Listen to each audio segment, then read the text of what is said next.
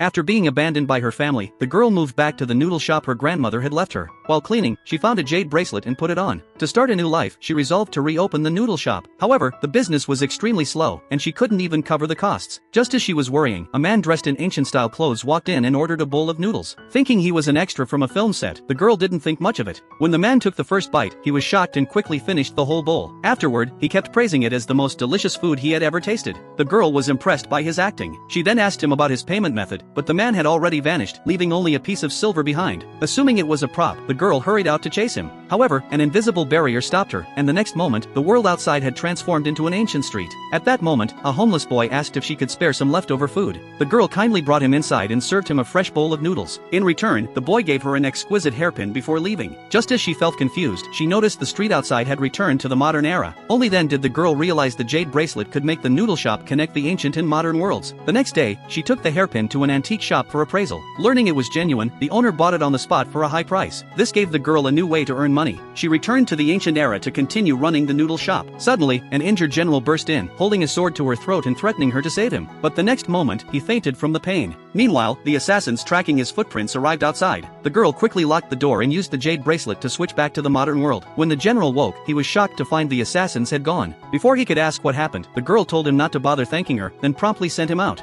When the general returned to the military camp, the band-aid on his nose caught the soldier's curiosity. He took it off and found the wound had almost completely healed. Without hesitation, the general returned to the noodle shop and sincerely asked the girl to sell him more. If they could be supplied to the battlefield, they could speed up the soldier's recovery. Hearing this, the girl simply brought out a whole box of bandages, and the general gave her his jade pendant in exchange. She happily took it and bit it gently, for it looked incredibly valuable. Just then, a soldier rushed in to report that the camp was on fire. The general hurried back and learned that a spy had burned their grain warehouse and opened the city gates to let the enemy invade. At the same time, the streets were filled with fleeing civilians. The little boy told the girl that the general refused to force the people to hand over food, and now he and his soldiers were fighting the enemy on an empty stomach. This reminded the girl of her own grandfather who had died on the battlefield. She immediately decided to use modern weapons to save them all.